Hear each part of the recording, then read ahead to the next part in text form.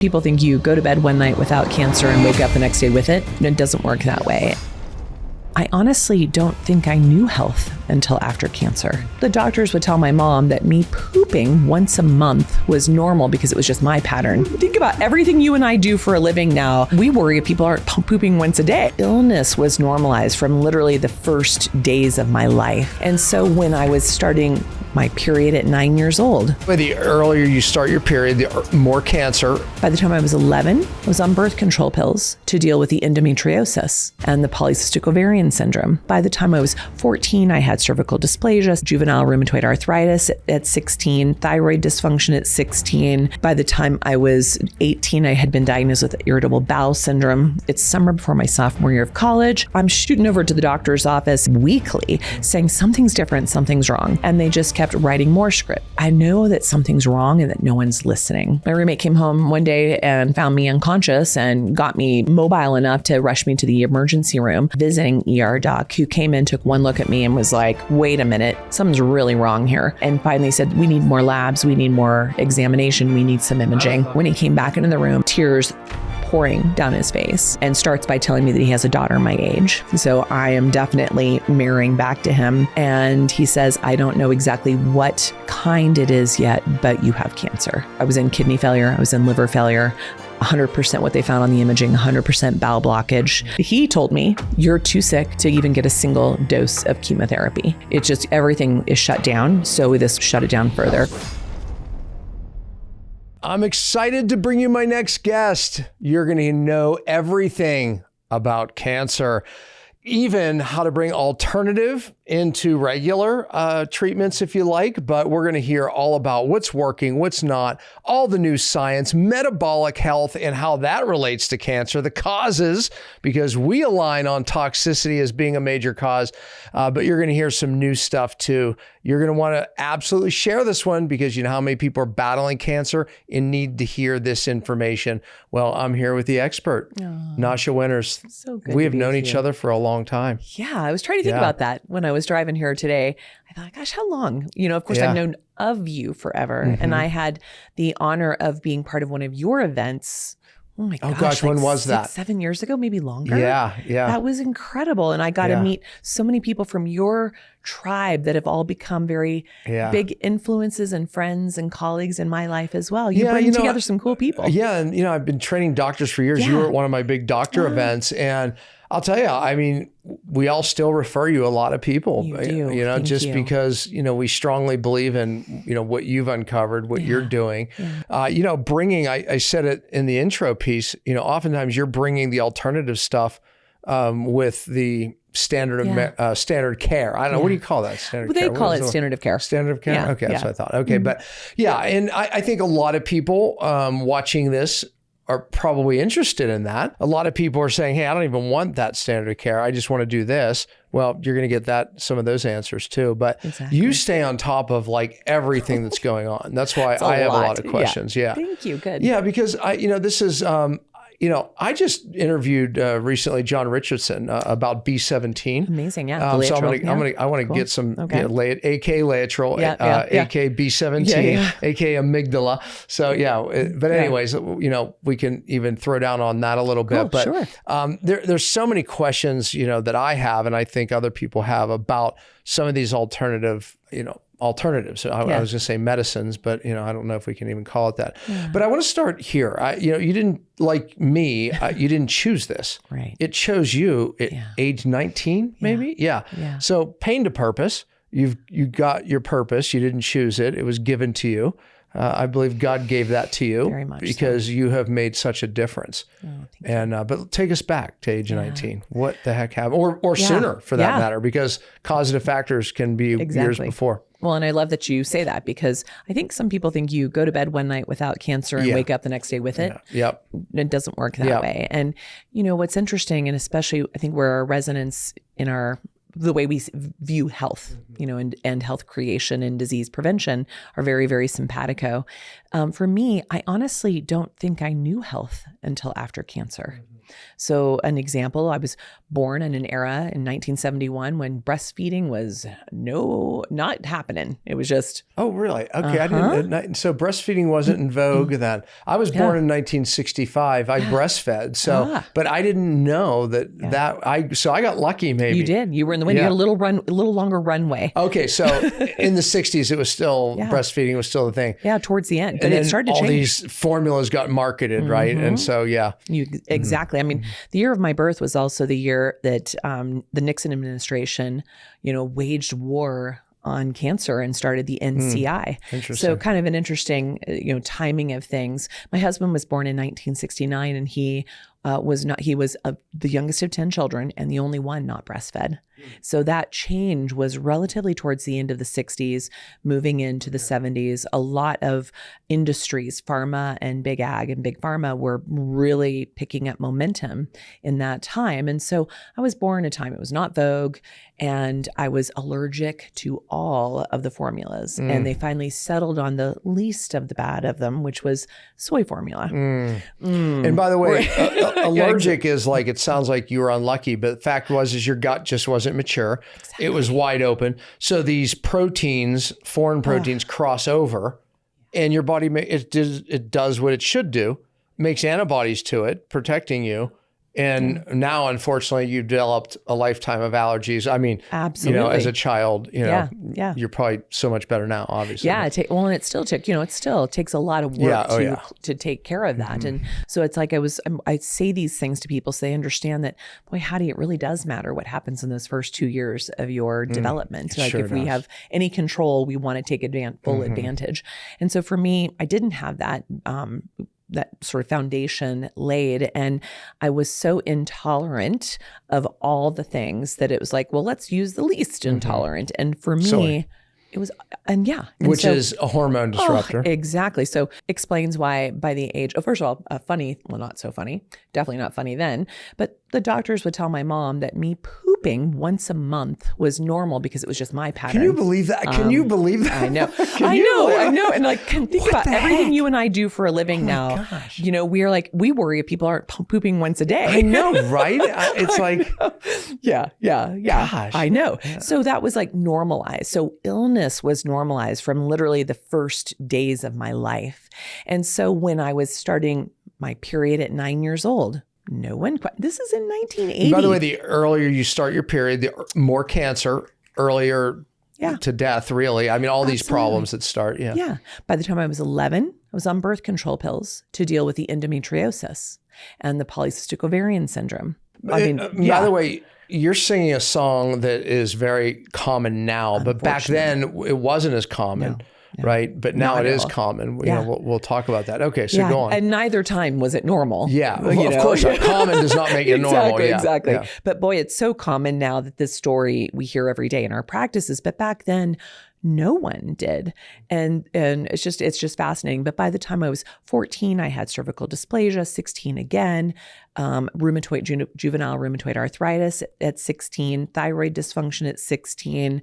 By the time I was 18, I had been diagnosed with irritable bowel syndrome, which, I mean, we understand, like the layer cake. Yeah. All of those things had plenty of scripts behind them. But because I was young, I was head of my volleyball team, I was student body president, like outside of the world, I was healthy. Yeah. I thought it was healthy. And that's happening to so many people today. Yeah. I mean, every symptom you just said, every condition you just said is so common. It's almost normal. Yeah. And on the outside, everyone looks normal, but on the inside, they're searching. Exactly. And so add to that layer cake, which I would not really start to unpack until later, but you, I know, have spoken to the impact of trauma. And there's a concept known as the adverse childhood events. And there's even a survey, an adverse childhood event score that's been, characterized in standard of care for the past 30, 40 years of knowing that it's 10 questions asking about particular exposures or experiences before the age of 18. And the more of those experiences you've had, the higher your incidence of disease. They could be chronic physical, disease. chemical, emotional. Yeah. Trauma is trauma. Yeah, exactly. And specifically on these 10 questions, they're asking about, like your safety growing up and your resources growing up, whether it was support, financial, et cetera. Okay. Did you have someone in your family with addictions or incarceration? So more emotional stuff. Definitely. The adverse childhood event score is definitely more around emotional stability, and so just in some context to help understand the painting of the picture of now, my physical health was not in good shape. I was a 10 out of 10. Oh, wow. On the ACE score. So here it is. It's summer before my sophomore year of college.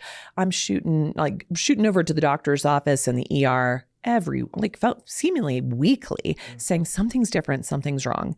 And they just kept writing more scripts. Here's some anxiolytics, here's some antibiotics, here's some antifungals for the yeast infections we caused with that last round of antibiotics, just layer upon layer upon layer, and me getting more and more desperate, and them starting to treat me like a histrionic, drug-seeking teenager, right? And I know that something's wrong and that no one's listening. Gosh, I just have to interject there because I always felt like when I was trying to get my life back, right?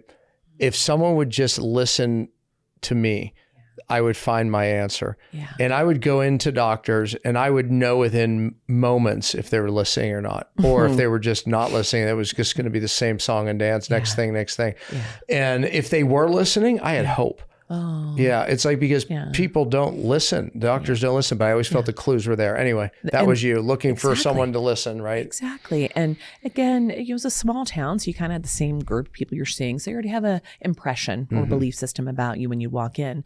My roommate found me at, right? It's like they've got, they're limiting your ability to find answers as well. And so my roommate came home one day and found me unconscious and got me mobile enough to rush me to the emergency room. I ended up getting a different doctor, a visiting ER doc, who came in, took one look at me and was like, wait a minute, something's really wrong here. And now when you hear what really was going on, you'll wonder, how in the world could anyone miss this? I get this question all the time. So he took one look at me and noticed this giant belly, because everyone kept thinking maybe I had, they were like, oh, maybe she's, pregnant or has a ectopic. I'm like, that couldn't possibly be happening right now. I was like, this is immaculate conception. That's not happening. It was like these crazy things going on. He looked at me, saw my belly, saw the thinness of my legs and arms, the gauntness of my face, could hear my breathing, noticed my oxygen levels in the 70s, and finally said, we need more labs, we need more examination, we need some imaging. I would have thought maybe you have a parasite. Well, that's what people were like, oh, maybe that. Had you been camping? They were like checking for a giardia. What we ended up finding, he wasn't sure when he came back into the room after I was about 8 hours into the ER visit at that time. When he came back in, tears pouring down his face, and starts by telling me that he has a daughter my age. So I am definitely mirroring back to him. And he says, I don't know exactly what kind it is yet, but you have cancer. And it's that shock, because you've been like, oh, it's just my IBS really flaring, or my polycystic ovarian flaring, or my rheumatoid arthritis flaring, or my, endometriosis flaring, because that's what circle and cycle I'd been in for, at that point, almost a decade, actually a decade. Yeah, so very, very interesting. And he then, what was the telltale sign that tipped him off? He said, because he could have thought that was endometriosis. He could have thought that was, a lot of He said the problems. gauntness. He said the cachexia, known as sarcopenia, extreme muscle wasting. He said my color was very wrong, because I was in kidney failure, I was in liver failure. 100% what they found on the imaging, 100% bowel blockage, which I'd already shown up for 2 weeks before that, coming in saying nothing's going in and nothing's coming out. And they're just like, it's just your IBS flaring. Here's some constipation medication, and, again, normalizing it all. And I could have ruptured my whole colon with what was going on there.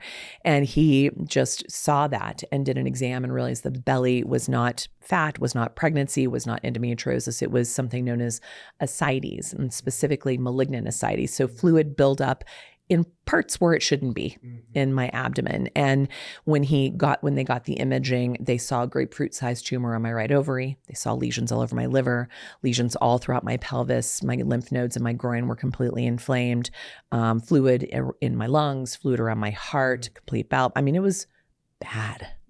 And as a doctor now looking back, I know how bad that really was. He told me, you're too sick to even get a single dose of chemotherapy. It's just everything is shut down. Wow, so this will just shut it down further. That was smart because a lot of doctors would have just put you right into the standard of care, as we said. Yep. Yeah. And he just couldn't in good conscience do that. So he literally, in that horrible moment, get your affairs in order and go home. And very confused. He's like, here's a second opinion, here's a place to go. So they made me comfortable that night, got me drained a lot of the fluid. In fact, over the next several months, I would go back every few days to get that fluid drained, just to be comfortable, because it was very uncomfortable. The amount of pressure that was it was adding to the pain. Now, did you think at that point, I'm probably going to die? I thought at that point I was definitely going to die. Okay. And because I was not offered anything. And so I was pre-med, by the way. So I was someone who thought I'd be a doctor someday. And suddenly I'm looking to the doctors to help me and they can't offer anything.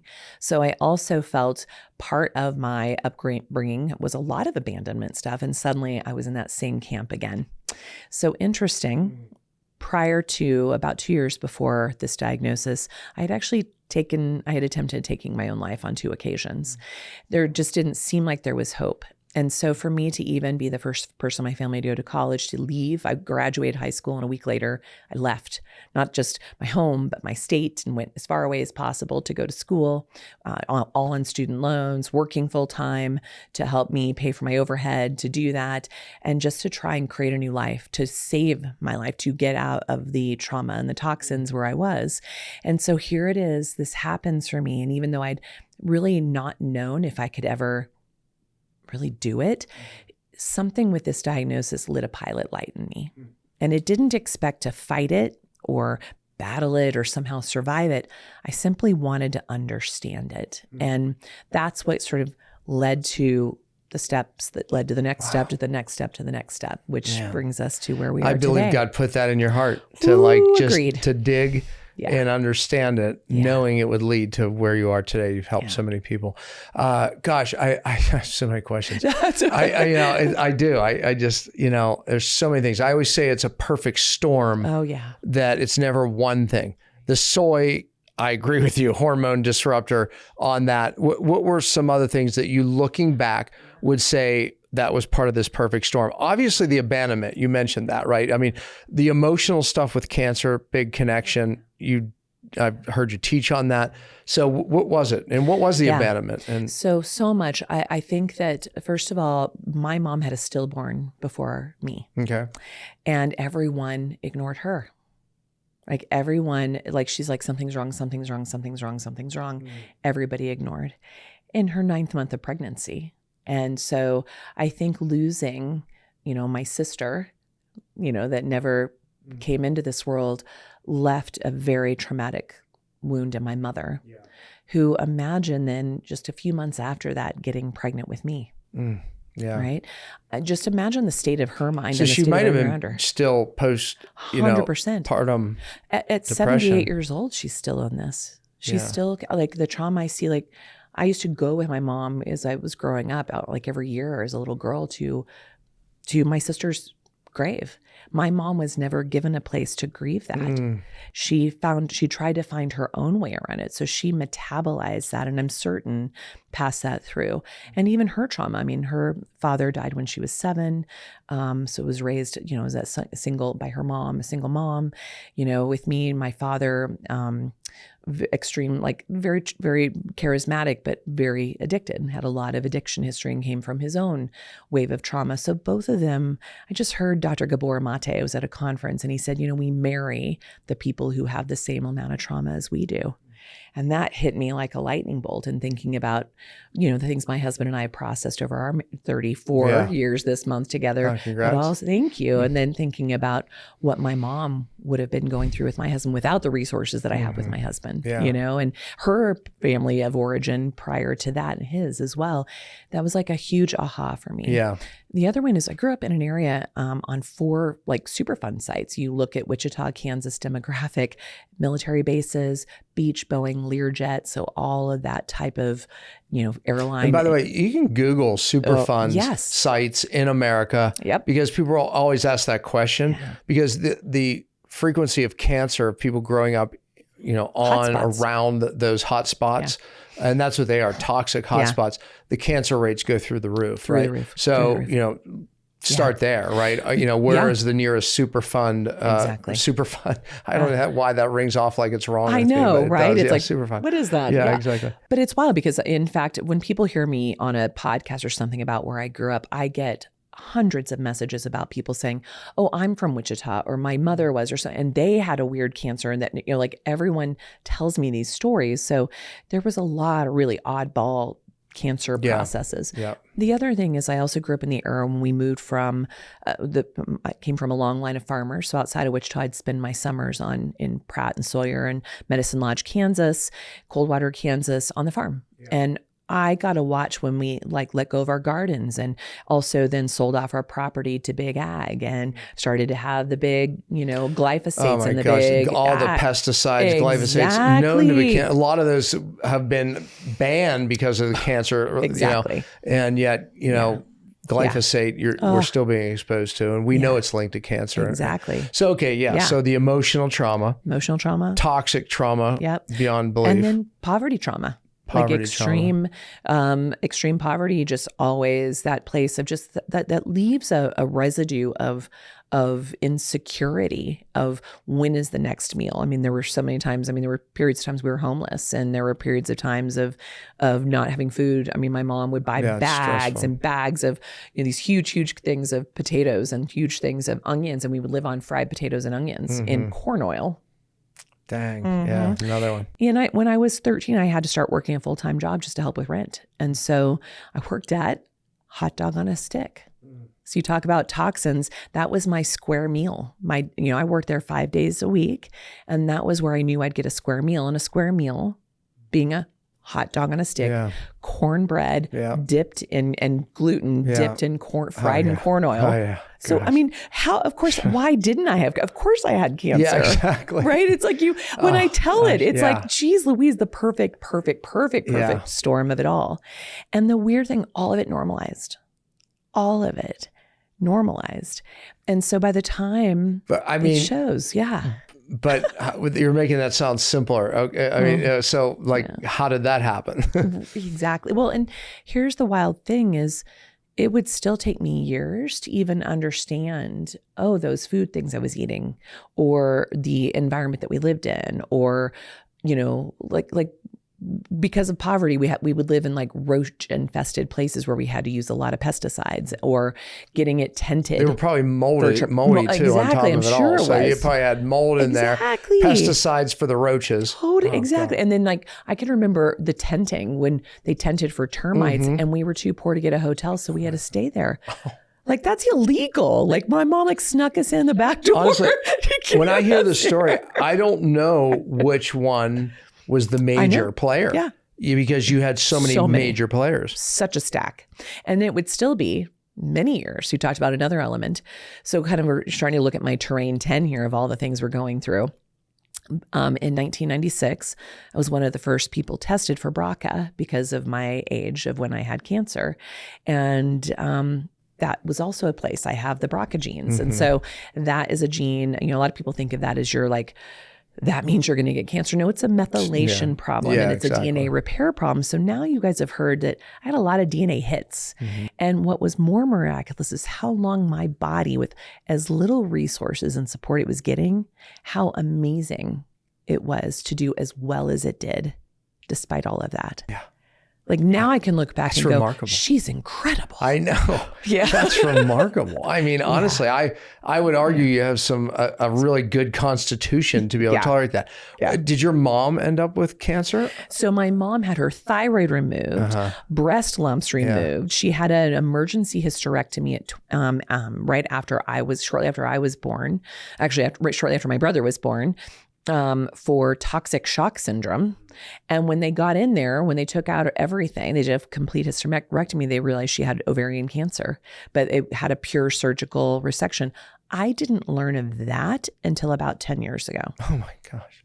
Because it didn't occur to her to tell, to even talk about it. They got it all, like the same thing with the thyroid, same thing with the breast lumps being removed. So on her side of the family, multiple breast cancers, uterine cancers, et cetera. So this is a weird story. There's not a single uterus left in my family of origin except for my own. Wow. Yeah, that's amazing. On my mom's line, yeah. Yeah. My dad died of cancer. A lot of people in his family died of cancer. Now, his was very lifestyle driven. He ultimately died of cancers related to cirrhosis. But those were the types of things. It was like more created, intentional, I guess, or unintentionally intentional. Yeah. But those patterns, when I look at it, it's just incredible to me, and now I'm the eldest of my cousins on my mom's side. And none of them have, they've all had hysterectomies years ago from polycystic ovarian syndrome and endometriosis. And I know that's not going to go well. Exactly. I mean, it's like, oh man, parts start coming out without getting to the cause. Exactly. Exactly. So that's been the crazy part that made me get curious. And I get more curious every day when I run into another family member and, hear what's going on with them. And you might want to read this book. You might want to check this out. Because it's not just bad luck. Mm-hmm. It's not that, this is just what happens. And it's not just family. your gene. Exactly. We all have genes of susceptibility. All of us do. Even certain cancers, you can line it up, right? It's, but it's the combination of having the exposures, the causative factors, the emotional, again, perfect storm. 3 stressors come together, bam, you get what your genetic weakness is. Exactly. Yeah. And it's funny because everyone, I honestly can't think of a single case over tens of thousands of cases I've directly consulted on or hundreds of thousands I've indirectly consulted on, that someone didn't say, I was healthy until I got cancer. And I'm always just taken back by that because maybe it's 3+ decades looking at all the data, all the information. Well, but again, they're coming from a paradigm of they were unlucky and the cancer showed up one day. Yeah. Right. You and I look at it and go, oh no, that was happening from the soy formula all the way through. Right. Yeah. And even what was happening in the womb and what was happening generationally above that created patterns or propensities that are here. And so that's what I help people, because I hear this a lot. People sit there and go, well, I eat well and I work out and I do this.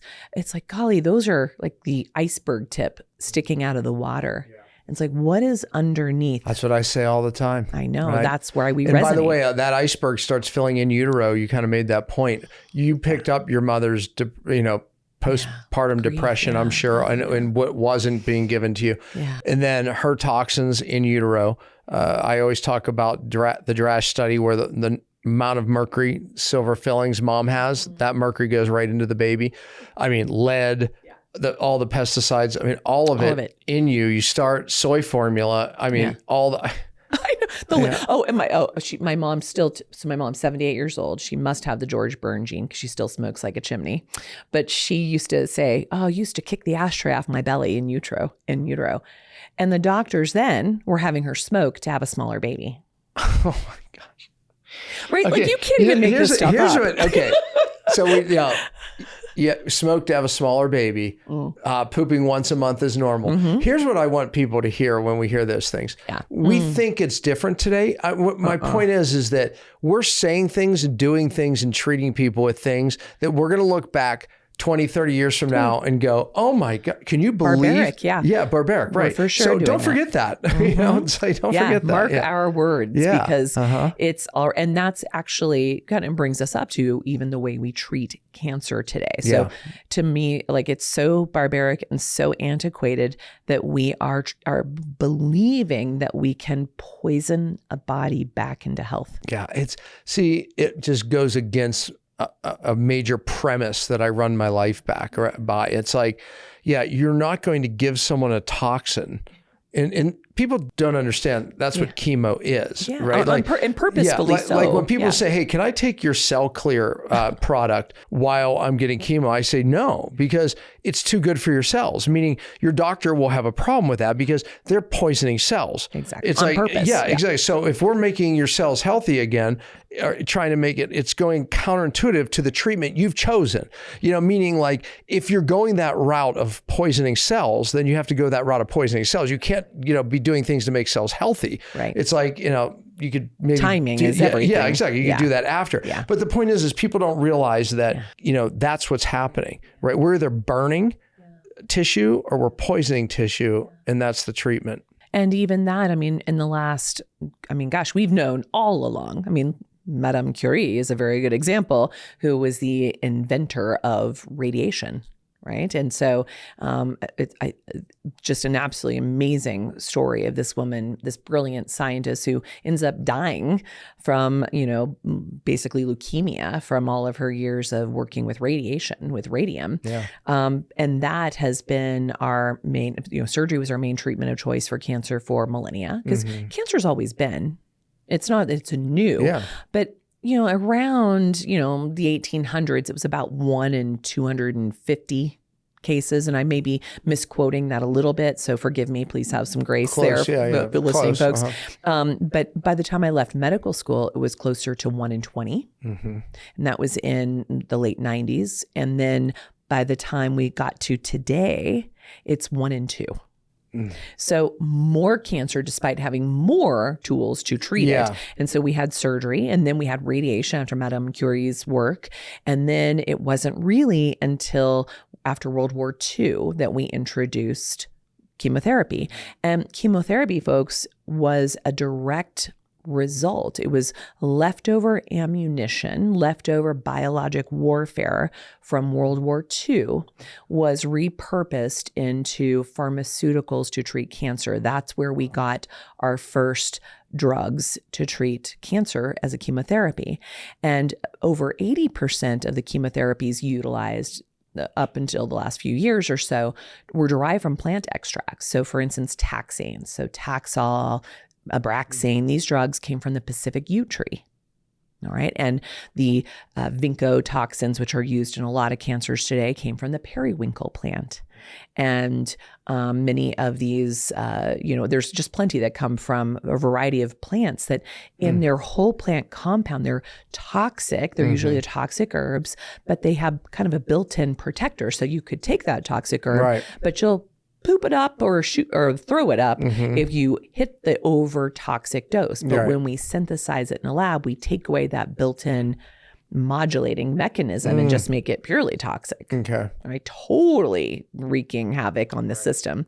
And so that was introduced. And so by the time 1971 and the waging war came along, we hadn't made much input. And here's the thing is I think everyone, you read a headline and you would think we are winning this war at different times. Absolutely. I mean, people would. People would think, well, thank God, because of all the sophistication, right? All the amazing drugs that have been developed, right? And with all the different ways of targeting these genes, right? I mean, there's so many things today. I mean, it sounds like that's not true. Well, let's give an example. I'm trying to think here. I think it was 2022, this study came out, and it was evaluating, I believe, from 2011 until 2019. So it was over a relatively 18 year period, or 7-8 year period. It was looking at the 96 drugs that were introduced to the cancer world. And they looked at, they clumped all the cancer types, all the stages into one sort of bucket, if you will. They looked at all of those drugs and they evaluated what was the overall survival rate that these drugs offered. Have a guess of what that was? And these are our blockbusters. We spent billions of dollars of getting them. It costs about $120 million to even get a drug started in research, like just even get it approved to go into research. So we're talking about survival rates from the drug. Yeah, survival rates from the drug itself. Yeah. So, I mean, you would think to convince people to take it, you'd think it would be at least 70% survival rates. Yeah. Like a huge survival rate, and even like time frame, like thinking, well, this is going to buy me time, even if it doesn't cure me. Right. A lot of people will look for that, what they call a progression-free survival or an overall survival. The average, so some a little better, some a little worse, 2.4 months. 2.4 months. That's all how much more it gets you. Yeah. 2.4. And by the way, it's a miserable 2.4 months. Exactly. It is definitely not qualifying your hair quality. Loss. That's Major the symptoms. least of your problems. Yeah, exactly. Yeah. I mean, a lot of these newer therapeutics, target agents are very, very, very, very uncomfortable to take. What about survival rates? Like what are success rates? Now, that can be deceiving too, because so my mother-in-law, right? I said she was doing this treatment and they made it sound like it was 98% survival rates because of this, right? And I'm like, okay. So then I read into it and I'm like, well, Joyce, that's in 5 years. Yeah. I said, I asked the doctor when you go in, well, where are these women now? And he's like, his exact words were, well, they're all dead. Yeah. Yeah. Well, hold on a second. Yeah. I thought that was 95% survival. No, that was response. 5 years. And actually, survival rates. Response rate is really what they're telling you. Response is qualified as any amount of extension of life, or any amount of tumor reduction on imaging, or any amount of tumor marker reduction. And that's considered... That's response. So again, when the average person reads what the doctor gives them, here is because, someone will say the right thing, like, well, do you have some research on this drug of its success? Oh, yeah, here. And they read, oh, well, it's 95%. And it's like, and not deeper. Having the ability to dig deeper and go, oh, wait a minute. Yeah. That was tumor shrinkage and has nothing to do with where they are 10 years later. Well, and I can't even tell you how many ASCO conferences. And ASCO is like the Super Bowl of standard of care oncologists, right? It's like it's this giant, massive meeting. And they've got small ASCO meetings throughout the year too. But this one's like the big annual event, tens of that, like 20,000 doctors come to this. And you see them up there talking about, oh, the patient had 100% response rate, meaning that tumor went completely away. And then you dig a little deeper and they were still dead within 2.5 months. Right. And so here's like, you died without the tumor, and they congratulate themselves, pat themselves on the back. And so what's really weird today is we have so normalized and minimized that we make major headlines and we do huge celebrations if a patient lives 2.5 months beyond their expiration date because of a drug.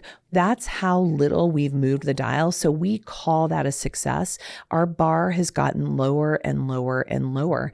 We've gotten sicker and sicker and sicker, younger and younger and younger. Absolutely. So child, I don't know if you know the numbers on it, but childhood cancers, it was you never even heard, in your circle anyway, of childhood cancers. Now, today, it's constant. Yeah. And it's, we actually got into utilizing chemotherapy at Dana-Farber in the 1950s because of childhood cancer. There was a lot actually happening, a lot in our minds of childhood cancer happening at that time. A lot of people were suspecting it was secondary to other toxins that were in the environment, like DET and other things that we took off the market later. Things like, there was just certain pharmaceuticals and things we were using then that we didn't have the research. And we had a lot of childhood cancers then, and Dana-Farber really almost eradicated that when they started bringing in the chemotherapy. So there were certain cancer types, certain leukemias, certain lymphomas, and testicular cancer were and continue to be really the only ones with a good response rate. And response is the operative word here, not overall survival rate, to chemotherapy. And yet, virtually all the others have less than a 2 to 3% response rate to the chemotherapy. But we don't have anything else to offer, so we keep pushing this down down the So why line. those cancers? You said testicular. What else? Testicular and the blood cancers. And so the blood lymphoma, cancers. leukemia. So I've looked at a lot of different data on this. I don't even know if they know for sure. But one of the theories that has actually come out more in the last 20 or so years from people in the longevity studies world, like Walter Longo and others, people in the metabolic oncology world, like Tom Seyfried and others, is that one of the things that happens are those chemo regimens for those particular cancer types are so like napalm to the field, so intense. They create so much nausea, so much vomiting that Walter Longo and others have actually thought that perhaps the Mimics real fasting. window, bingo, that is exactly it, that it's actually putting people into a fasting mimicking space. And it's that may in and of itself be what the real win is. And I want to push into fasting. Yeah. I know Walter's work. Yeah. I know, Thomas Seyfried's work, right? Yeah. And I know that there's certain cancers that respond really well to fasting, others maybe not. We'll talk about that. Sure. But okay, so is there any of these treatments, because you said there's a few cancers, the blood cancers, testicular cancer, that seems to do okay. Lance Armstrong, right, was one, right? He testicular cancer seems to do good with chemo. The rest, not so much. Are there any other treatments that seem like you would say to somebody, do it? I mean, I think when we have, not necessarily that it treats the cancer itself, but it can be very, very helpful in quality of life and longevity of life, is when somebody has bone metastasis, especially when there's a threat to the bone breaking, that you can have some pretty big problems there. Spot radiation. Very, very helpful. Okay, it takes the pain away immediately. It weirdly creates kind of like a spackle on the bone to help prevent any further bone mets there. And it can buy time for the patient to find other means around that. So that's a place that works. There's certain tumor types where some very spot focal radiation, when there's very small lesions, ablative therapies, be it radioablation, be it cryoablation, be it heat ablation therapies. Freezing them, heating them. Yeah. Spots, Or just nuking them. certain tumors. Yeah. But again, I would argue you still have to ask why the body's immune system allowed it. Yeah. Like you can debulk the tumor enough to then say, let's go after, let's get detective work on now. Yeah. So that's where I said in the beginning, where you bring your work in, you would say to someone, do this while we're doing this. Yes. Meaning, minimize, help the body get rid of the size of the tumor. So some of these radiations work. What about radiation for breast tumors, things of that sort? Boy, howdy. I mean, there's actually just been a study or two that have come out just this past year saying, please stop. Just because I can't even tell you. In fact, I lost she has become a dear friend, and actually someone very instrumental in even helping set up our nonprofit and raise grants for patients to get access to this type of care. We just lost her this week, not to cancer, but to side effects of her initial diagnosis in 2011 for her stage 1 breast cancer that was overtreated. For, they did the biopsy, they did a lumpectomy. They then followed up with massive amounts of radiation, which fried her brachial plexus. She spent the last 14 years basically disabled. Yeah, that's the nerves that run down your arm and give you total function. Exactly. So like just a weak arm, the discomfort, the pain of this, it created so much problem that she ultimately, when she had the cancer recur, when she started working with me 8 years ago, stage 4 everywhere. I mean, we're talking, it came back with a vengeance. So here's a woman, stage 1, who a few years, and now like crippled, and then a few years later, it's back with a vengeance. She did everything that standard of care asked her to do. So when she came back to me, she's like, I am never doing that again. But it was so big and so bad that we could do a lot in trying to slow things down, but we needed to really address her liver and her brain quickly because that's where it had taken up a lot of residence. So we did get her to a center that could do what's known as metronomic chemotherapy based on her tissue genomics, her molecular markers. So we could really personalize and target. Instead of giving her 100% of the dose, we gave her 10% of the dose. We stacked it with hyperbaric oxygen. We stacked it with fasting and therapeutic ketosis. We got her 100% back into remission. So there's another example of taking the standard of care with a lot of these strategies, like, the metabolic strategies that we're going to talk about. So, oh man. Yeah. And then she spent the next year still dealing with this. What was bothering her the most of this was not the cancer, but the treatment that she had for it. And that's ultimately what ended up, she created such a lymphedema in her blood vessels, which created some acute situations that when she started to come in, we'd get her into remission, and then she'd kind of go back to the way things were.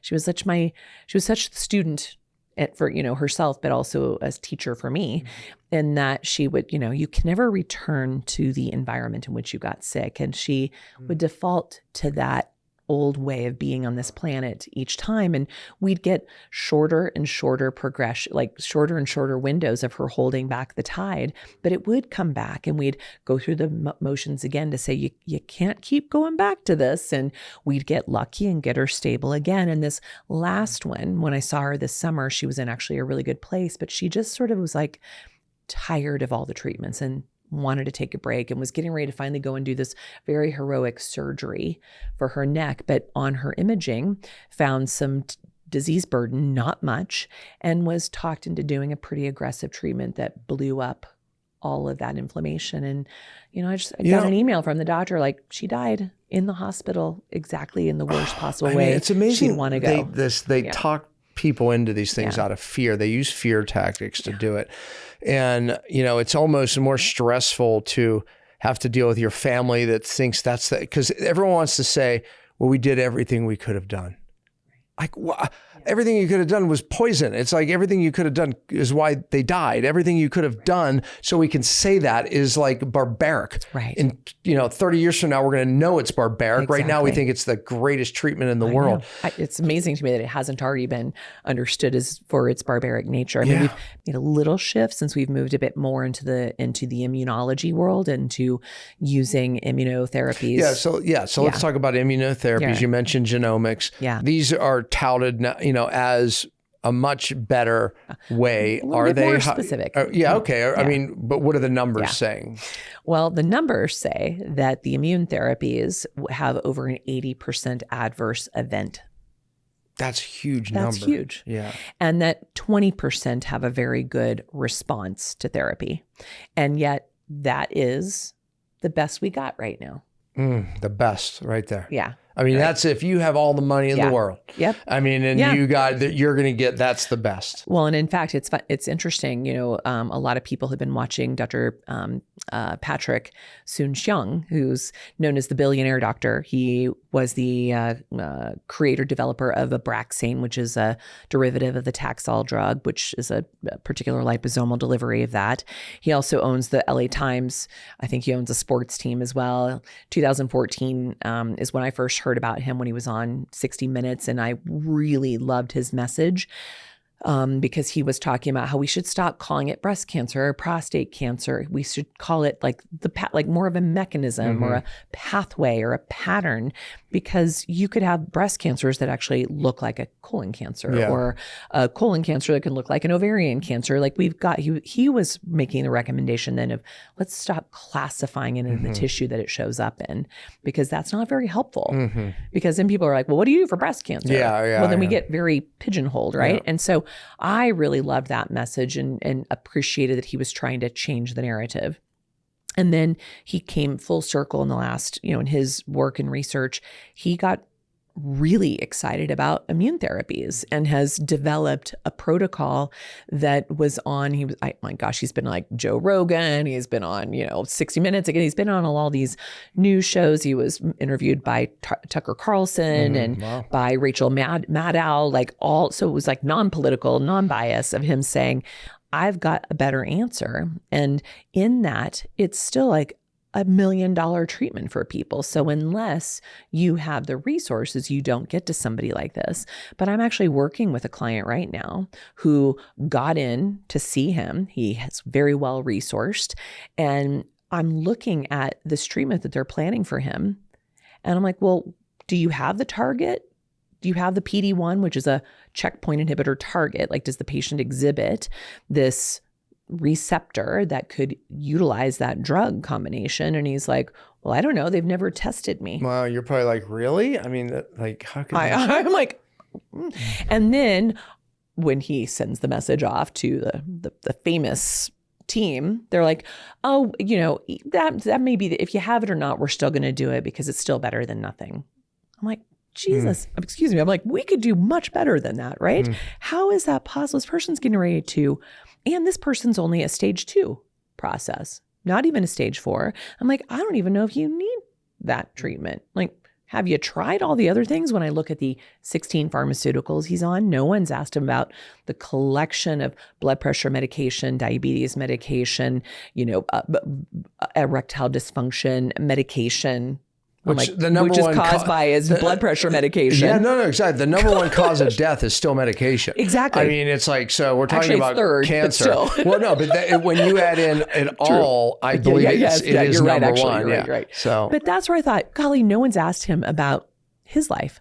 What's happened? What is the terrain under which this cancer expressed? And so that's where, luckily, he's taking a pause. He stepped out. He was supposed to do the treatment this week, and he's like, I'm going to request those tests now. They were great about it. They're running them. Their plan is still to move forward no matter what the results are.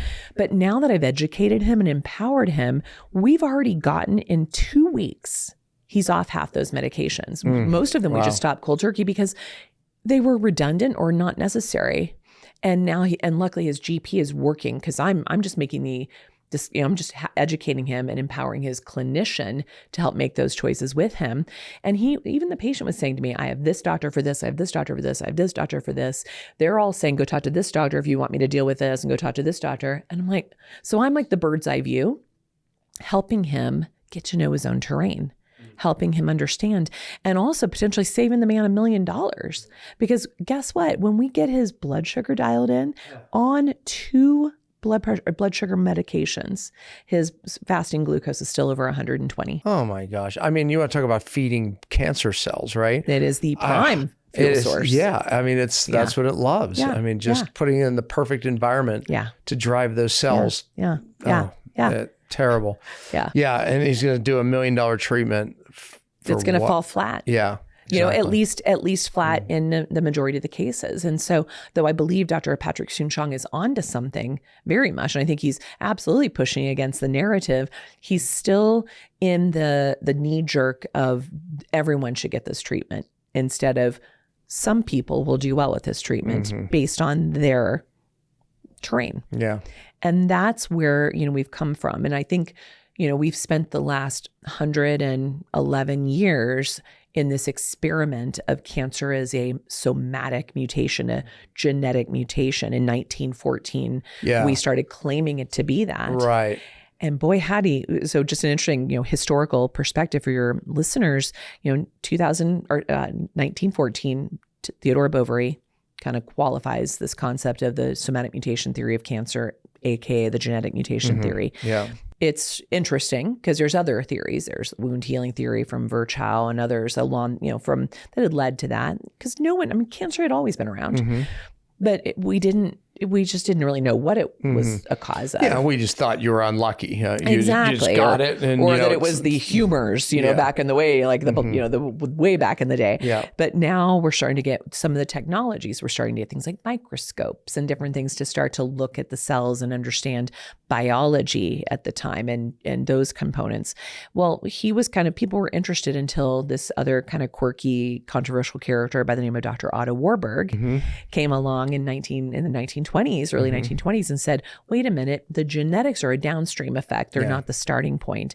And he was noticing in the microscopes and whatnot that the mitochondria, these organs within our cells, these little organelles, look different and behave differently in cancer tissue versus healthy tissue. And that became the metabolic or the mitochondrial theory of cancer. And that actually, he even won a Nobel Prize for it. But that actually was the popular theory until we reached the 1950s. Yeah. Until a woman found the DNA. We were closer to the actual, yes. What was really going wrong in the 1920s than we are today.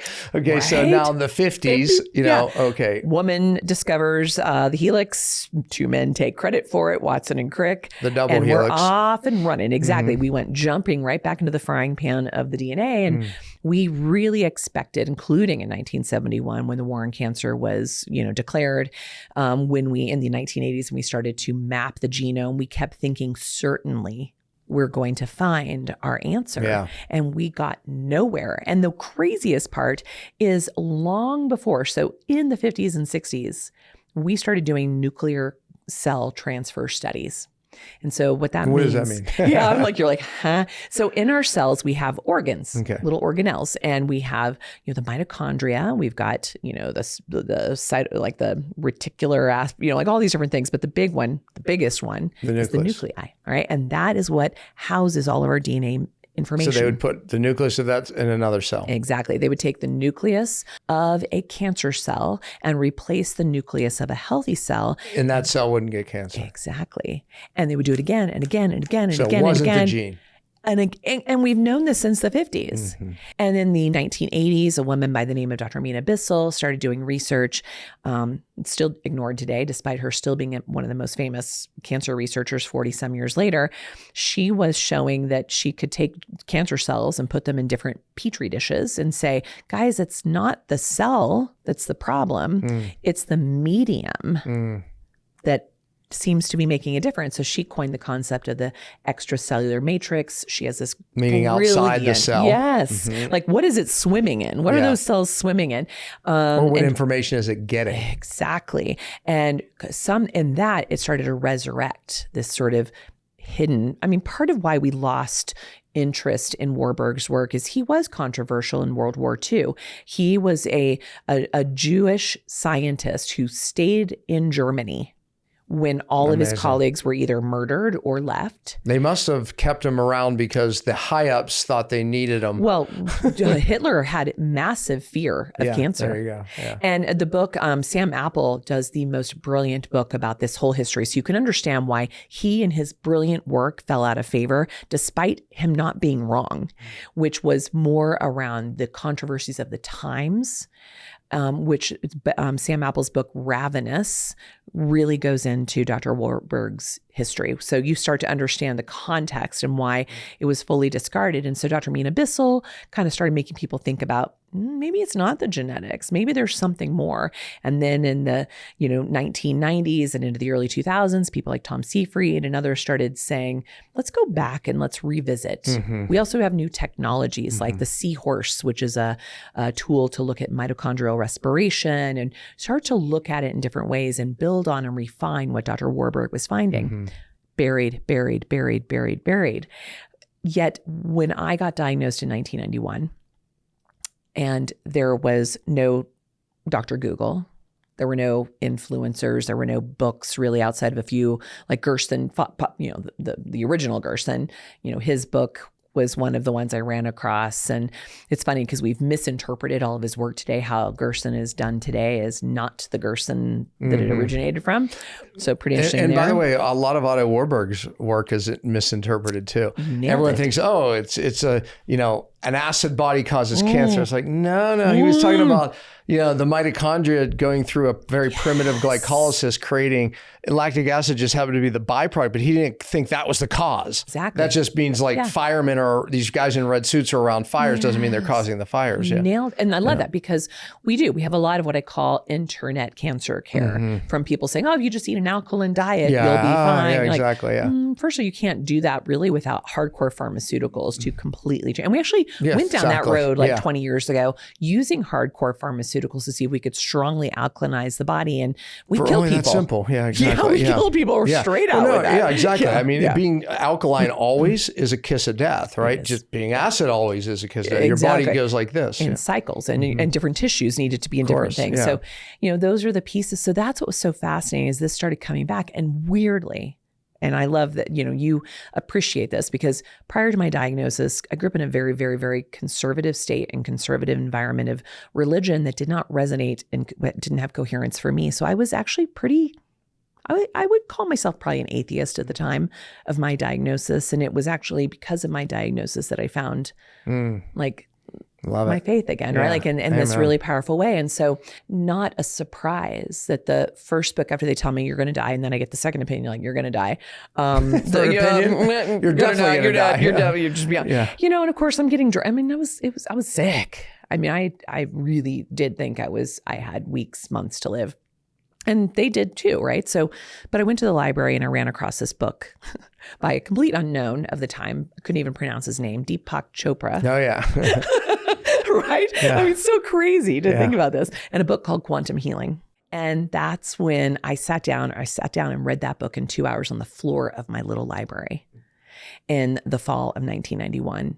And it was like, it just made me hungry I was curious, like, this is the answer. Using the microfiche and the Dewey Decimal System in my little library at my college. I remember microfiche. Right? I used to use microfiche. That's when I started running across the work of Mina Bissell. That's when I started running across the work of Otto Warburg. That resonated with me more because this is long before I knew about my BRCA gene, all these other pieces. I didn't even know about my mom's cancer history. I didn't know any of these things. I'm in my own research. That's when I ran. Yeah, I'm digging. And one of the people I learned about early on in those first few months was a man by the name of Dr. Robert Ader, who was the man who coined the concept of psychoneuroimmunology. Today's modern version includes the neuroendocrine neuroimmunology into this pattern too, which then led me down the rabbit hole of a woman named Candace Pert, who wrote a book. It hadn't come out then, but I was reading her research. Her book would later be a book called Molecules of Emotion. And then that book, her research led me into this molecular biologist work of the times, whose book would not come out until 2011. So this is 1992. Yeah. I start running across the work of this guy named Bruce Lipton. Yeah. So Biology of Belief. Oh, right. Which did not come out until 2011. So look at all of these angels. I say it and it still gets me so emotional, that showed up for me. Yeah. I would be dead had I gone down any other pathway. Yeah. And so one of the first things that happened, people were like, what did you do first? Well, the first thing I did was I couldn't eat for 2.5 months. Yeah. I had a massive bowel blockage. Yeah. Complete. So you fasted by force. Yeah. Which completely helped dry up the ascites. It would come back less and less frequent, less and less amount. Weirdly, I reversed my cachexia with fasting because I wasn't living on all the ultra processed food. Well, it's funny anymore. Is people say, well, I can't fast because I'm underweight. I'm like, well, actually, I can't tell you how many people couldn't gain weight, couldn't get muscle back on, and via fasting, they do, right? Yeah. It's like I set in motion other pathways that kicked in and became metabolically flexible and metabolically resilient again. And so between that, and then I also took a 2-year family fast. It was a time when it was easy to block your number. Family fast, meaning not seeing them. I left all of my family of origin very far behind. I know a lot of people, or a partnerectomy or a drawbectomy. Those were the things that were happening for me. And then the third one is in that first 2 weeks after my diagnosis, I was kind of in my effort phase of, well, I'm going to be dead. I've not experienced anything in life. And so I decided I was going to try mushrooms, which this is 1991. Way ahead of the time.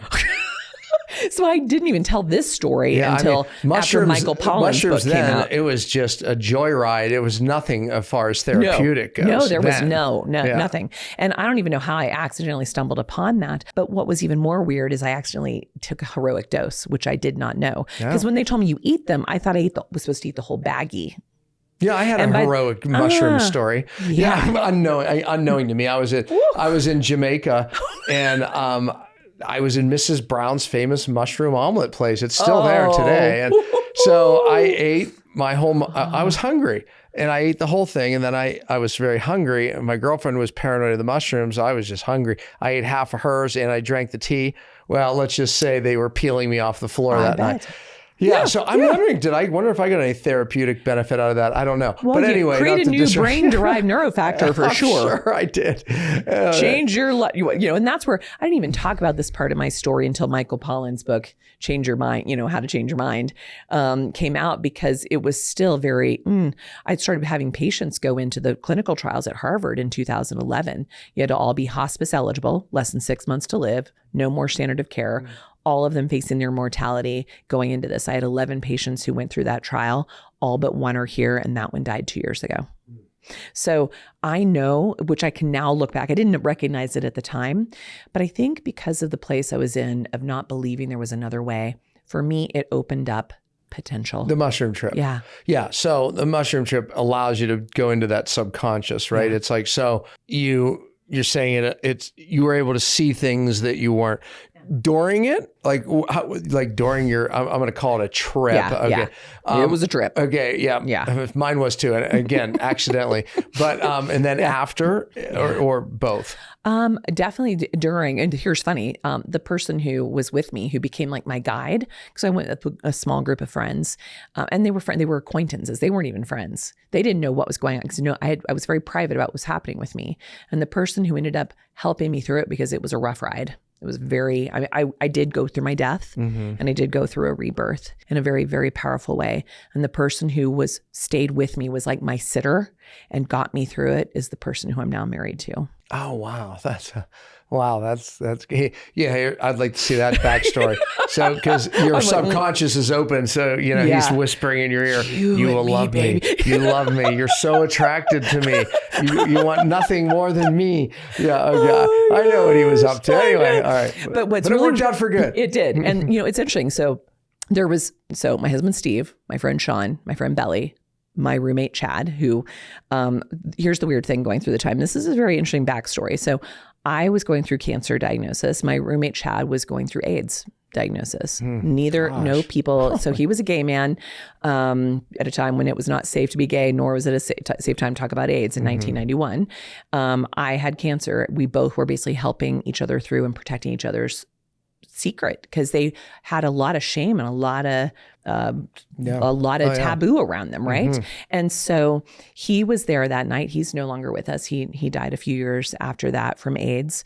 My friend Belly, who I knew Sean and Steve and Belly from, we all worked in restaurants together. So we all waited tables together and worked there. Belly died a few years after that from stomach cancer. How ironic that everybody called Chris Belly for all those years. Oh, yeah. Sean, who was there that night, his wife became a patient of mine many, many years ago. And she just died a year ago, August, from, she was given like 3 months to live as well and managed 6 years with stage 4 breast cancer. And it was not a failure. She had the most amazing life journey, and she healed into her dying process. And so strange that of those 5, and the man who became my guide and now my husband, what was so wild when I finally told Steve shortly after that experience what I was going through, he wasn't scared off. I mean, what 22-year-old decides to fall in love with a 19-year-old dying woman? Yeah. But when he was 16, his brother was diagnosed with stage 4 pancreatic cancer, given 3 months to live. And Steve always says this, they gave him 3 months, he gave him the finger, and he went to Mexico. And he lived 24 years with terminal pancreatic cancer. Wow. And so for Steve, he's like, wow, he'd had an experience that said, you can do this differently. And so again, talk about a gift of someone showing up. So the accidental mushrooms, the accidental fasting, the decision, the choice to stay away from the toxic family environment that contributed to this process, and having the one person who was had my back, who was not afraid of it, man. Yeah. So that like full circle, when you said, it's just kind of just, went away. I mean, all of that, I mean, that is some God-sized stories there. Seriously. Yeah. I mean, to think outside any other way, come on. I know. I mean, God had his hand in it. Every step of the way. Yeah. Every step of the way. And again, I look at how many people you've been able to help, just like myself, pain to purpose, right? I would never have been able to help the people that I've helped if I didn't go through it myself. You can't even understand it to the level you need to understand it. You can't have the empathy. You can't any of it without going through it. You can't really stand in it with somebody. No way. Without having that experience. No. Yeah. The only reason I can, even say the things I say is because the authority that I have, the victory God gave me in it. And that's you. You have such great authority, and when you speak it, because you've been through it. Yeah. Wow. I mean, I've heard parts of your story, but never to that depth.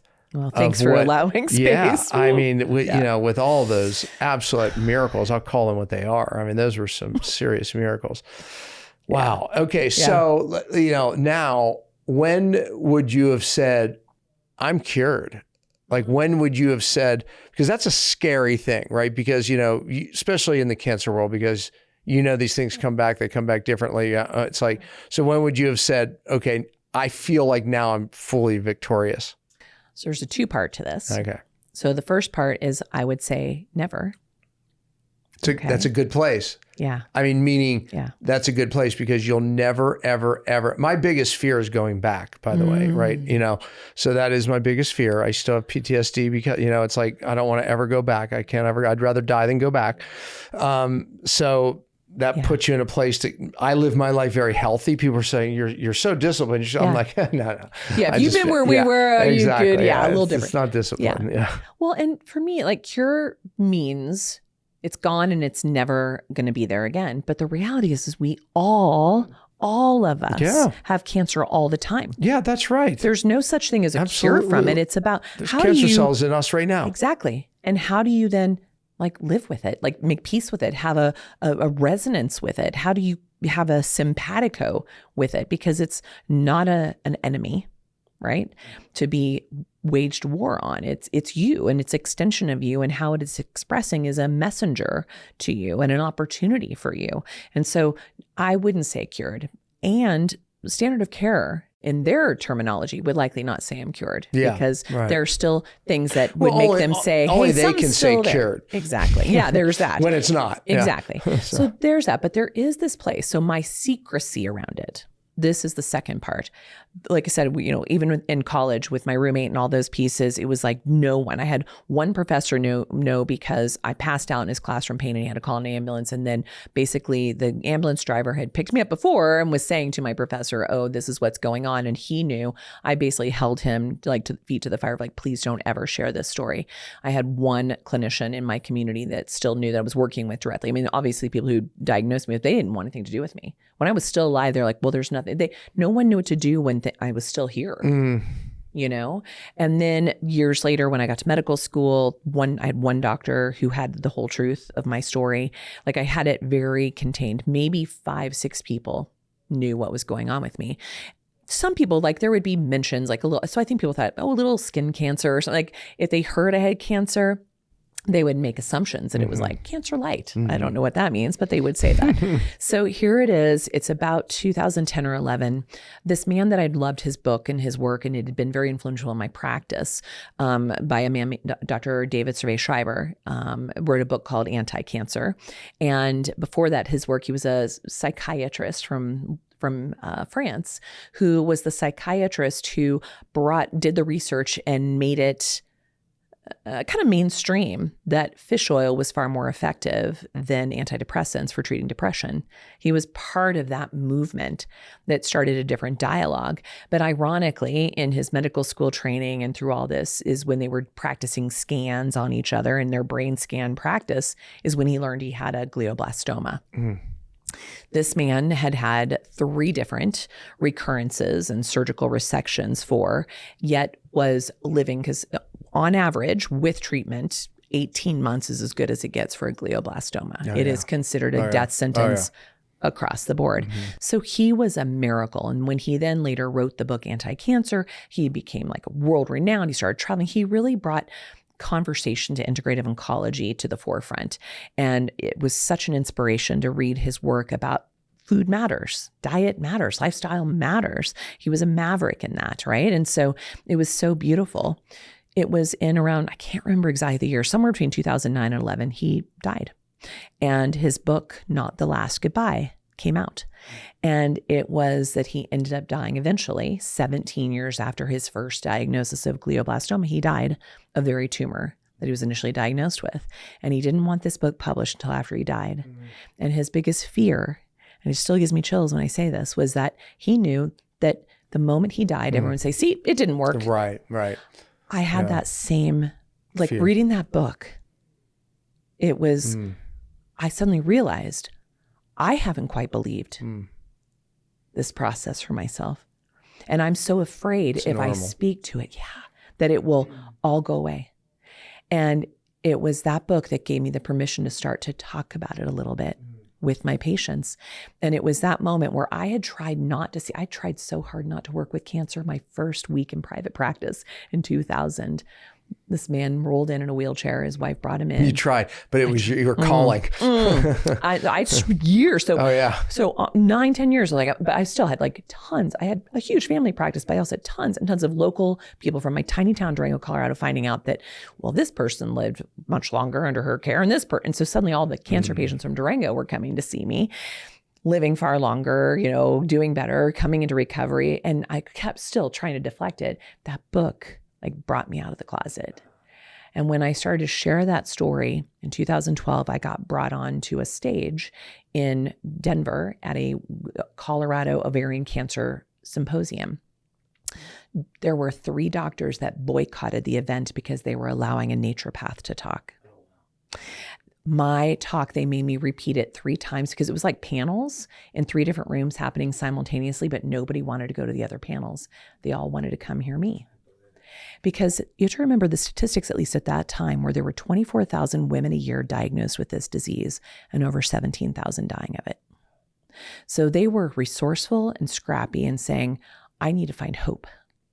It makes me emotional just thinking about it. And here it is, I'm surrounded by all these clinicians, all these patients who wanted to find hope. They recorded my event. It crashed their website. Wow. That put me on the map. Yeah. On the ovarian cancer map, as much as I never wanted to be on that map. And people started coming to me from all over the world to Durango, Colorado, which is about as hard as it gets to get to, like trains, planes, and automobiles to get there. Yeah. And I started to really step in to what I came here to do. That's awesome. Yeah. Wow. That is awesome. So living your life today with a full knowing that, hey, it's like, I'm practicing what I preach, and, it's like there's cancer cells in us right now. And, as long as I continue to do what I do, we'll keep them at bay. I agree. Any of us could have a perfect storm tomorrow. And look at the amount of toxins that as best as we do, we're still exposed to. Yeah. We're drinking water out of glass bottles in a glass, of course, but it came out of a glass bottle. Right. And, the lights that we're under, we can't change oftentimes, right? The amount of EMF, moldy buildings oftentimes, even, we're very conscious about our homes. Yeah. The amount of toxins in food that we still get, even if it's labeled sometimes organic. Right? I mean, the point is that there's still so much that we're exposed to. Yeah. Well, it's, about that piece on the risk and the exposure. A lot of people, we talked about this movement from somatic mutation genetic theory to metabolic mitochondrial theory of cancer. And in fact, in 2024, Nature published an article saying it's time to put the nail in the coffin of somatic mutation. This really is a mitochondrial metabolic disease. So I feel like a huge victory to be had 111 years later, of here we are finally full circle. Yet we're still preaching the old way. Yeah. We're still not quite, hasn't quite been adopted until the most, old dies off. Most doctors still believe that. Yeah. But here's what's interesting. I want people to understand something about the mitochondria, because you just set me up for this perfectly, which is we think about the mitochondria from like our 6th grade biology of the mighty mitochondria makes ATP. Powerhouse. Yeah, it does that, but it does that by doing 3 major things.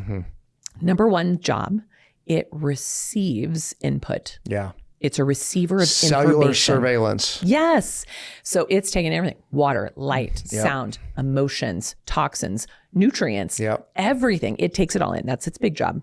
So imagine, so just kind of a quick side from, let's say 11,000 years ago, up before 11,000 years ago, we were all hunter-gatherers. We were all kind of on the even playing field of what we were being exposed to, right? It was very simple. Your local, regional, seasonal exposures, the physical output to live, to survive, all kind of very, very few stimuli into the system, very, very primal of what we were doing. Then about 11,000 years ago, we decided to throw some seeds in the ground and move into the Neolithic farming era, which that happened through the whole Fertile Crescent, kind of like the Mediterranean region. And what was interesting about that is that was the first time we evolved into a new genetics, which was the HLA gene, human leukocyte antigen gene.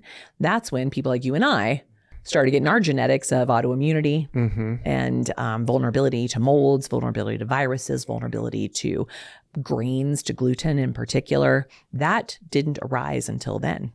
So it's like, oh, here's some new input. And that completely changed us from that new input. Fast forward, the next big change didn't happen until about mid-1800s, when we started into the Industrial Revolution, moving into how we started to mill grain, sugar, and flour. And it started to show up everywhere. And now we started getting move into the latter part of the year, started moving to shipping and refrigeration. And suddenly we can all be exposed to a lot more things we were never exposed to. Yeah, exactly. So more input. People like Pottinger and Dr. Weston A. Price started sounding the alarm saying, we're getting sicker, folks. Something's changing. That was then. Those poor guys were flipping in their graves. What's going on? And then we really didn't have another big change until World War II. We alluded to this earlier. Leftover ammo. Chemical revolution. Exactly. Let's go to big pharma. Let's go to big ag. Big changes. And then in that time, if you ever saw the movie The Graduate, we never had plastics until then, but we can all remember in the movie The Graduate, plastics, invest in plastics. That's our future. Well, God, is it ever? Right? We didn't quite understand its impact. Or in the 1940s, when we started putting every single woman, basically from the mid 1940s until the early 1960s, on some form of DES to help prevent it. Just like was given out like candy, because we thought we were doing women a favor by preventing miscarriage. And so we started doing that, which then the fallout of that has just been generational. So it's like, and then we never had hormones until the 1960s. We started like, women are a former fragmented shell of themselves when they go into menopause. Some guy who was getting paid by big pharma, here you go. And like it just kept going. And then Dr. Huber, one of my mentors, emeritus from Purdue in the late 60s, started blowing the whistle on this research being done in a lab around this chemical called glyphosate. He's still alive. He's in his 90s. He's coming to my conference in a couple of weeks, in his 90s. Still, he's had his life, by the way, attempts on his life happened multiple times over his career. Glyphosate is now, as you said, ubiquitous in our environment. It is in our rainwater. It's everywhere. Big change. And then another big kabam is what happened in the last 5 years.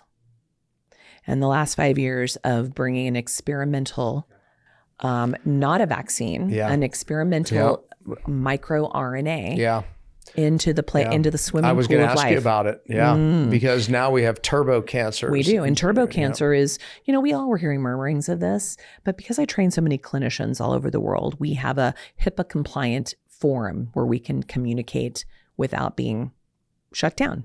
So I have over 1,200 clinicians in 46 countries.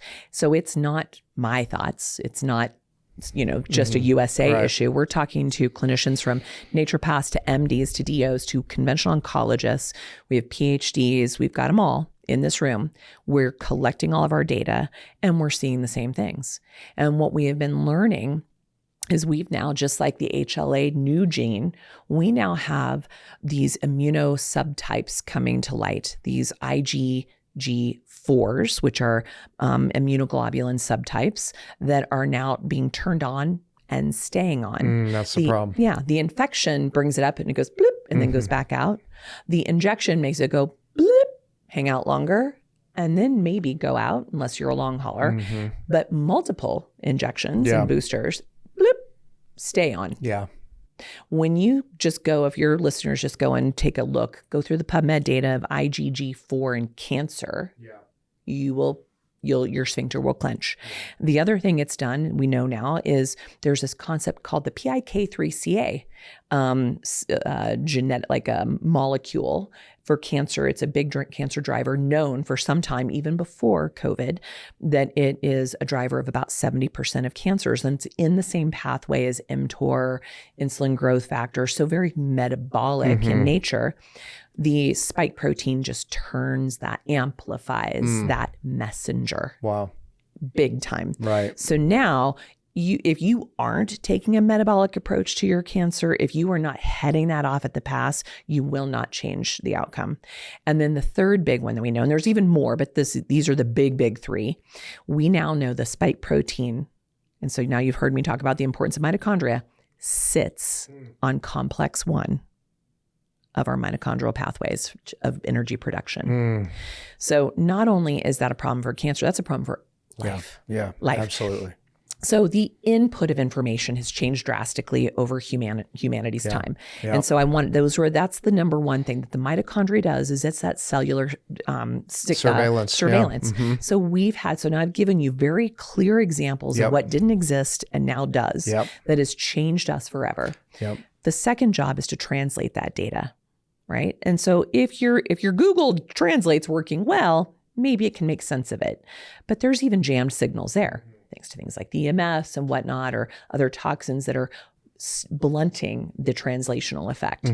And then the third job of the mitochondria is to communicate back out, signal back out. Absolutely. So you can imagine that there are vulnerabilities along any one of those three pathways. So it's no wonder to people like you and I that we are sicker than ever. And so a good example is that when I left medical school, we all knew that cancer was a disease of the aged. I would speak at conferences in the early 2000s and say to a room of 500 people, how many in here have experienced cancer firsthand, or someone very near and dear to you? Maybe 10, 20% of the room would raise their hand. I have to ask the question differently today. Yeah, you have to ask the opposite. Exactly. Yeah. And I get that same number. It's completely flipped. The other thing, when I left school, the average age was 68. The average age of cancer diagnosis was 68. Today, the average age is 48. So but people are like, why are we getting younger and younger cancers? We think, so then there was a great study that came out. They're like, oh, maybe it's a genetic thing. I'm like, are we seriously having that conversation? But think about, now that you understand all the input and the mitochondria, why we're getting cancer younger and younger is because our mitochondria are older and older, earlier and earlier. Of course. Yep. So we're aging our mitochondria faster than we can adapt to and keep up with. And instead of having youth on our side, which we could get away with eating crappy and doing all the things and staying up all night and all the things all of us, did, you don't have that grace anymore. Let me tell you something. The mitochondria is the most sensitive to these toxins. Otto Warburg, back to him, right? He realized at one point that it was a toxin that affected a single fat in the mitochondria. And it's like he realized when that fat started oxidizing, it would start to go into this primitive cascade of how it made energy. And, it was like he realized, this is somehow certain toxins are doing this. And anyways, I was just brilliant. But again, we pushed that work to the side. Now here we are going, the mitochondria is the problem. I'm working with a group out of Europe, a huge group, this whole topic of the spike proteins and, what's happened concerns me greatly. It should. They found 3, and there's been 17 different studies, and they're very well funded, but 3 categories that they're seeing, right? And it's not like you don't necessarily move from one to the next, but there's the category of mitochondrial damage in the sense that it's called dysautonomia, where the mitochondria thinks it's going to help you. Cell danger response. And so people are there and they're in this dysautonomia state. What does that mean? Fatigue, thyroid conditions, adrenal problems, they're common as I just haven't felt the same since COVID, right? And by the way, they find people that went through COVID hard and vaccinated group, they're both, subject to that. And then the second group is the one that they move into mast cell activation. Yes. All these autoimmune conditions. Hypersensitivity. Yeah, absolutely. Yeah, hypersensitivity. And again, the heart conditions can go across all of this. And then the third are these turbo cancers. So it's like, that's what's happening. And it's happening more now than it was even a year ago. It's like this escalation of heart attacks, strokes, autoimmune, all of it. And now turbo cancers, this dysautonomia. I'm scared for society. I am. Well, and this is why I'm so grateful for colleagues like you and the communities you educate and empower. For me, and the communities I educate and empower, the people I get to meet like us out there of the communities, because we're all kind of doing our part and we're starting to find each other and link arms. Yep. And so coming back to, and you talked about, Nasha, are you cured? I'm going to share something very vulnerable for me, in that I never got the vaccine. In fact, my husband and I partially moved to Mexico to avoid that because I travel so much for work. I was not going to, I couldn't get in and out of the US without it. So it's easier for me to get in and out of Mexico with just doing a test before and after. So that was our home base. I knew my medical history. I knew my autoimmune history. I knew my HLA status. I knew all the things that I was not going to take an experimental anything because I know how sensitive I am to everything. I've always, my whole life, I've been a canary in the coal mine. So I'm like, I'm not going to be a canary this time. Even with that, what would happen every time I got on an airplane, every single time, I would get sick. Yeah. Something weird. It was like, what's happening? Yeah. Never taken. Now, I did end up with COVID on 3 different occasions, most recent one being this last April.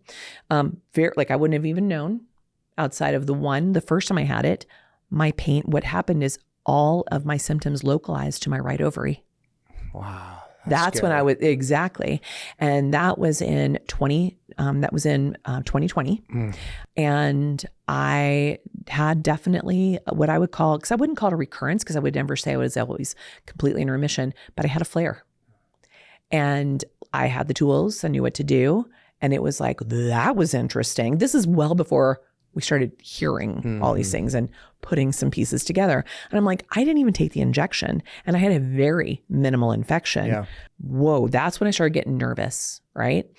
Second time I had it, I got through that one pretty good, except for then I ended up with stuff for the very first time in my lungs. So in April of 2023, I went to do a pre-nuvo and for the first time saw stuff happening in my lungs. And I was like, whoa. Well, I've been carrying a lot of grief. I've been carrying a lot of grief, what was happening in the world, what was happening in my patients, what was happening in my doctor's office. Yeah. Exactly. And I was like, oh, that's interesting. And so worked on that. In April this year, I got COVID again right before I had to hit the road for 6 weeks. Now, luckily this time it didn't flare as cancer, but it flared as like I started having all these weird other symptoms, like these new patterns.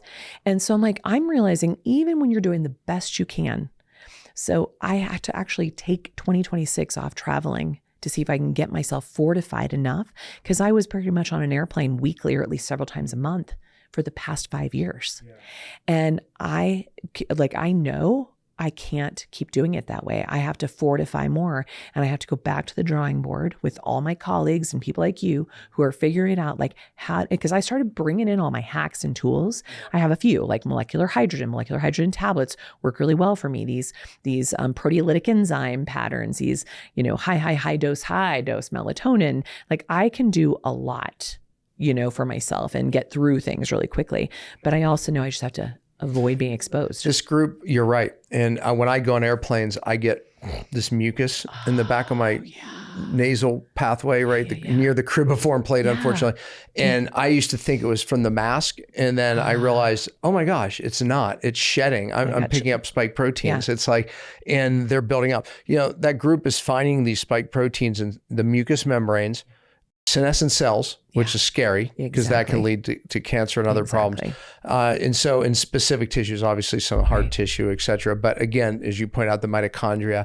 So that's the scary part. And they're the first group to have a test. This test is measuring actual spike protein, not the antibodies. Good. And it won't be in the US for about a year. Okay. They are afraid because it is a test. You can tell if someone was vaccinated or not, because there's two spike protein, a double proline. I know exactly. Yeah. And then the regular one. Yep. So the people who have the regular one, not. And so, then there's more studies are going to start to what is the vaccinated group not. So they're afraid they're going to be shut down before they get started. Exactly. So, well, just, I will send everyone, myself included, to Europe to get these tests. Yeah, no, exactly. Yeah. Right now you can get it in Germany and Italy and a few other places, but probably know who the group is that carry on. Yeah. And but it was, in our group, because we're the first test group in the US, my doctor group. And it was pretty interesting. People who traveled a lot had higher spike protein. No one in our group had super high levels, like oftentimes in the public you would probably get. Because you guys were a little more educated and prepared. Yeah, no doubt. But it's like you could tell who traveled a lot, right? Like I had a higher level in the group, not again in society. So they've discovered some very unique ways of getting rid of it that are not being talked about yet. Oh, good. And so that's going to hope come on out. The horizon. Yeah, Good. And they have a lot of studies behind it. But everyone's going to need to do these spike protein detoxes. Yeah. And I can tell you too, a lot of people talk about the nattokinase, but in their study, the nattokinase broke up the spike protein too much and created more cytokine reactions. Exactly. So that's what I was experiencing for myself. Yeah. And you have to use it with a lot of good binders, chelators, et cetera. They just kind of said, don't use it anymore. Right. But I'm like, well, there might be a way. But anyway, bottom line is that this is a big problem. It is. It's a global humanity. This problem. is a global problem. Yeah. And it's only getting worse, not better. And we're not being told the people that are sick because of it. They're just being pushed along. And you and I mean, we cannot even have this conversation in our social media platforms we will be deplatformed. Yeah, no, I know. We've come a long way. Right. I mean, if you even mention certain things, you'd be shut down, right? Yeah. So we've come a long way, but we are still afraid. We still have to be smart. Drug companies still pull a lot of weight, and this is a cash cow. I mean, this is a big deal. So we have to be really careful. Yeah, I'd love to bring my network into yours to be part of this solution creation and test case. Yeah, we might be able to make that happen. Yeah. For the sake of time, because I had so many things I wanted to talk about. Apologies. No, you and I could go on. We said that. We'll just do a part 2. Okay. But we'll get more into some of your work. I feel like, dang it. Okay, that's right. But let's quickly talk about it. Fasting. Good for every cancer, some cancers. I'm a big proponent of fasting, but I'm also realized that it's not for every cancer. And even then, the fact of like, if it's not, you don't really have a cancer type that it's bad for. You just have to be in the N of 1 with the patient to see is this creating more stress in the body or fasting's less stress. Absolutely. Yeah. And so things like heart rate variabilities, our blood tests, the just monitoring ketomojos and CGMs can help us know, are we getting a pushback? Because here's the thing is if you can suppress the insulin, but then you're boosting cortisol, you're still feeding that insulin glucose IGF pathway, which could go into that PI3KC pathway and whatnot. So it's not a black and white. It's let's look at the data and see what the feedback is on that pretty readily. But I would say like everybody could handle every single day a 13-hour fast. Like I think that's just like the usual.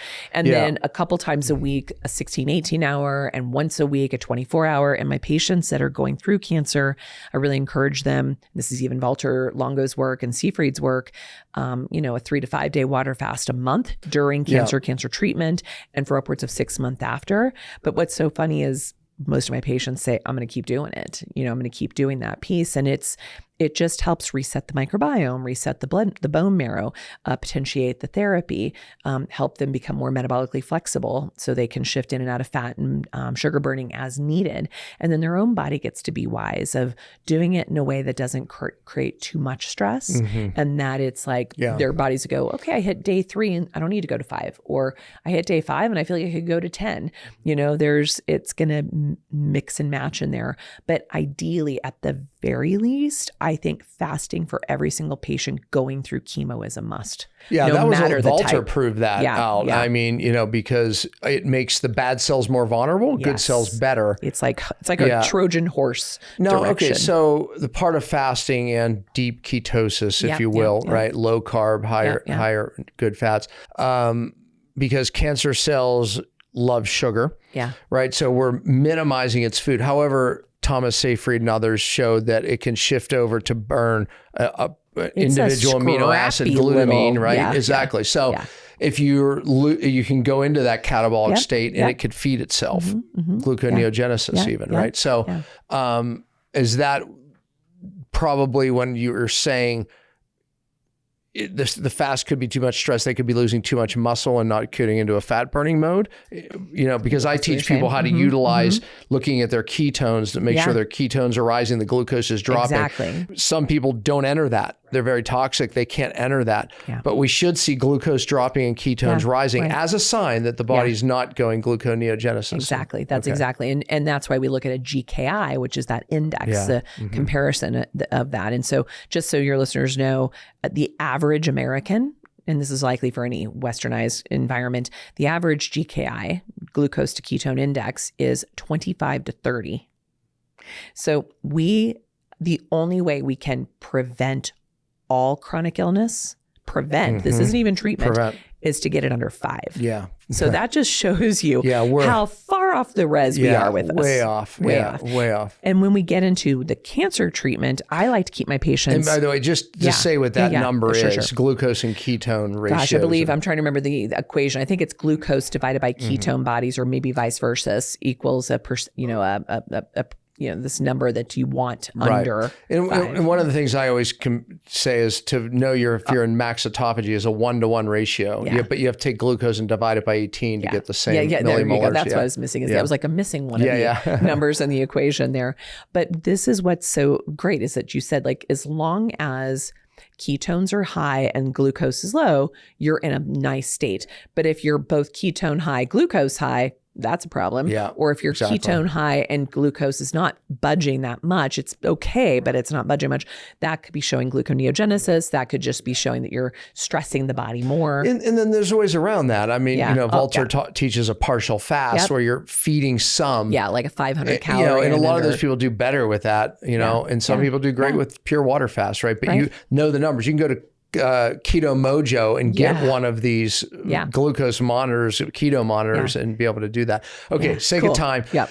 Let's see, there's so many different things right now. Oh, I mentioned B17, aka amygdala, Laetrile. Have you used it? Do you give it a thumbs up? Would you? So, gosh, I mean, this has been one of the first ones I ran across back in 1991. I was reading about it, and people like Ralph Moss, who's become a good friend of mine. He's one who worked at Sloan Kettering and, was like supposed to be writing a diss about it. And when he started doing his research, realized, wait a minute, something's here. So he then, wanted to have his information printed, and they basically fired him. And that set Ralph Moss off on his entire path of who he is today, of being such a looking for answers in the oncology space. But that being said, as long as I've been at this for over 30 some years, I've seen patients take all the apricot kernels and all the things and do all the injections of it and the oral of it. And I gotta say, as much as I want it to work, I don't see it do much clinically, which is weird. I have seen toxicity. I have seen people overdo it. I do not recommend people eat the apricot kernels. I've seen people go into cyanide poisoning. That's not good, especially if they've got a layer cake. My guess is what was working in the earlier years of Laetrile was because we didn't have as much toxic burden as we have today. Interesting, yeah. So I think that may be why I don't see the outcomes because there's all these people out there that it's got them well, right? I know, but I'm not in the space of being able to utilize it. And so all of my integrative oncology, like rock stars, they haven't seen it either. We have these conversations, but there is a couple of places where I do think it has utility in the IV form in blood cancers. It seems to have its highest utility. So for those leukemias, lymphomas, maybe multiple myelomas, I've seen some pretty interesting outcomes and data there. So to me, it has a time and a place, but you also need to work with somebody who knows what they're doing with it, because cyanide is no joke. Yeah, absolutely. What about, vitamin C, right? High levels of vitamin C. And then there's ozone treatments too. What about these things? So IVC, my gosh, Dr. Hugh Reardon, his clinic in Wichita, Kansas, started doing the early research because, he picked up on the work of, for Pete's sake, I just can't believe I lost his name just now. Linus Pauling. Okay. The big guy's like, wow, the big name there, who was doing there. And all the orthomolecular docs, he started picking up on their work and started applying this in IV form in Wichita, Kansas back in the 70s or 80s. In fact, they're getting ready to, in the 70s, because they're getting ready to have their 50th anniversary in November, which I'll be attending that conference along with a lot of other people from around the world who've utilized IV vitamin C. It has had dozens and dozens of clinical trials in major academic institutions, the University of Nebraska, University of Kansas, others. It has one of our, we know this does something. It induces something called ferroptosis, which you only didn't even have a word for until 2011. We're now understanding that it helps us harness the power of excess iron storage in the body, and turn it into a smart bomb and directly go after the cancer cells. Our healthy cells have the ability to degrade and work with and interface healthfully with vitamin C, whereas cancer cells don't have the same, enzymes in their cell walls, so they get broken up with it. So it has massive utility, and there's so much misunderstanding. Conventional oncologists tell you can't do IVC, it's an antioxidant. It will disrupt or abort your response to chemo or radiation, which just tells me they did not pass their redox chemistry courses. Yeah. So high dose IV vitamin C is very pro-oxidative. It is, yeah. And will be potentiated with things like radiation, chemotherapy, hyperbaric oxygen. So it is a powerful stinking tool to use as a pro-oxidant therapy. Okay, and that brings up other oxidant therapies, hyperbaric, just ozone therapies, which give off singlets. Photodynamic therapy, sonodynamic therapy, even high therapeutic ketosis creates a lot of reactive oxygen species. So here's the crazy part. This is where Dr. Seyfried's talked about this.